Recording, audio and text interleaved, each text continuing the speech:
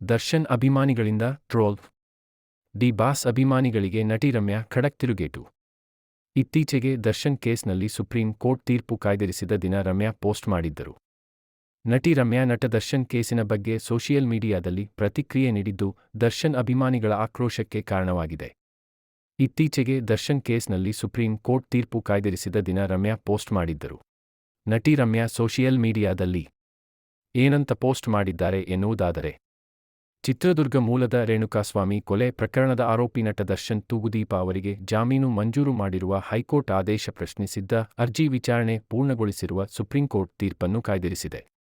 ರಾಜ್ಯ ಸರ್ಕಾರ ಸಲ್ಲಿಸಿದ್ದ ಅರ್ಜಿಯ ವಿಚಾರಣೆ ನಡೆಸಿದ ನ್ಯಾಯಮೂರ್ತಿ ಜೆ. ಬಿ. ಪರ್ದಿವಾಲ ಮತ್ತು ನ್ಯಾಯಮೂರ್ತಿ ಆರ್. ಮಹಾದೇವನ್ ಅವರಿದ್ದ ನ್ಯಾಯಪೀಠ ವಿಚಾರಣೆ ಪೂರ್ಣಗೊಳಿಸಿ ತೀರ್ಪು ಕಾಯ್ದಿರಿಸಿದೆ. ಅಲ್ಲದೆ ಮುಂದಿನ 1 ವಾರದಲ್ಲಿ ಪ್ರಕರಣ ಸಂಬಂಧ ಆರೋಪಿಗಳ ಪರ ವಕೀಲರಿಗೆ ಲಿಖಿತ ಹೇಳಿಕೆಗಳನ್ನು ದಾಖಲಿಸುವಂತೆ ಸುಪ್ರೀಂ ಕೋರ್ಟ್ ಸೂಚಿಸಿದೆ. ಅಲ್ಲದೆ ಪ್ರಕರಣದಲ್ಲಿ ಆರೋಪಿಗಳಿಗೆ ಜಾಮೀನು ನೀಡಿರುವ ಹೈಕೋರ್ಟ್ನ ಆದೇಶ ಆರೋಪಿಗಳನ್ನು ಖುಲಾಸೆಗೊಳಿಸುವ ಆದೇಶವಾಗಿದೆ ಎಂದು ಅನಿಸುತ್ತಿಲ್ಲವೇ? ಹೈಕೋರ್ಟ್ ಎಲ್ಲ ಜಾಮೀನು ಅರ್ಜಿಗಳ ಮೇಲೆ ಇದೇ ರೀತಿಯ ಆದೇಶವನ್ನು ಕೊಡುತ್ತದೆಯೇ? ಇದರ ಬೆನ್ನಲ್ಲೇ ಪ್ರಕರಣದ ಬಗ್ಗೆ ಪ್ರತಿಕ್ರಿಯಿಸಿರುವ ಸ್ಯಾಂಡಲ್ವುಡ್ ಕ್ವೀನ್ ಖ್ಯಾತಿಯ ರಮ್ಯಾ, ಮೃತ ರೇಣುಕಾಸ್ವಾಮಿ ಸಾವಿಗೆ ನ್ಯಾಯ ಸಿಗಲಿದೆ ಎಂದು ಸೋಷಿಯಲ್ ಮೀಡಿಯಾ ಪೋಸ್ಟ್ ಮೂಲಕ ವಿಶ್ವಾಸ ವ್ಯಕ್ತಪಡಿಸಿದ್ದಾರೆ. ನಟಿ ರಮ್ಯಾ ತಮ್ಮ ಅಧಿಕೃತ ಎಕ್ಸ್ ಖಾತೆಯಲ್ಲಿ ಭಾರತದ ಸಾಮಾನ್ಯ ಜನರಿಗೆ ಸುಪ್ರೀಂ ಕೋರ್ಟ್ ಆಶಾ ಕಿರಣ, ರೇಣುಕಾಸ್ವಾಮಿ ಕುಟುಂಬಕ್ಕೆ ನ್ಯಾಯ ಎಂದು ಬರೆದುಕೊಂಡಿದ್ದಾರೆ. ಆ ಬಳಿಕ ದರ್ಶನ್ ಅಭಿಮಾನಿಗಳು ಕಮೆಂಟ್ ಮಾಡಿದ ರೀತಿಗೆ ರಮ್ಯಾ ಆಕ್ರೋಶ ವ್ಯಕ್ತಪಡಿಸಿದ್ದಾರೆ. ಈ ಬಗ್ಗೆ ಅವರು ಇನ್‌ಸ್ಟಾಗ್ರಾಮ್ ಸ್ಟೋರಿ ಮೂಲಕ ಖಡಕ್ ಆಗಿ ಪ್ರತಿಕ್ರಿಯೆ ನೀಡಿದ್ದಾರೆ. ಎಲ್ಲ ಡಿ ಬಾಸ್ ಅಭಿಮಾನಿಗಳಿಗೆ ನನ್ನ ಇನ್‌ಸ್ಟಾಗ್ರಾಮ್ ಖಾತೆಗೆ ಸ್ವಾಗತ.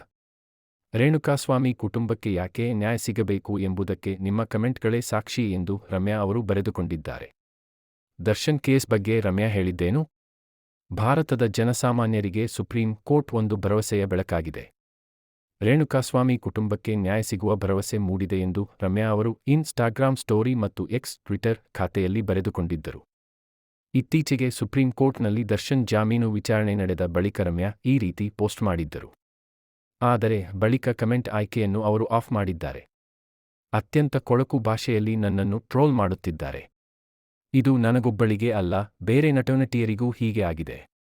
ಅವರ ಪತ್ನಿ ಮಕ್ಕಳನ್ನು ಬಿಟ್ಟಿಲ್ಲ. ನಾನು ಈ ಬಗ್ಗೆ ಕೇಸು ದಾಖಲಿಸಿದ್ದೇನೆ. ಹೀಗೆ ಟ್ರೋಲ್ ಮಾಡುವವರು ಬಹುತೇಕರು ಯುವ ವಯಸ್ಸಿನವರು. ಅವರು ತಮ್ಮ ಮೌಲ್ಯಯುತ ಸಮಯ ವರ್ಷಗಳನ್ನು ಈ ರೀತಿ ನಿಷ್ಕಾರಣವಾಗಿ ಹಾಳು ಮಾಡುತ್ತಿದ್ದಾರೆ. ಯಾರೂ ಕಾನೂನಿಗಿಂತ ಮಿಗಿಲು ಇಲ್ಲ. ರೇಣುಕಾಸ್ವಾಮಿ ಕುಟುಂಬಕ್ಕೆ ನ್ಯಾಯ ಸಿಗಲಿ ಎಂದು ಬರೆದುಕೊಂಡಿದ್ದಾರೆ.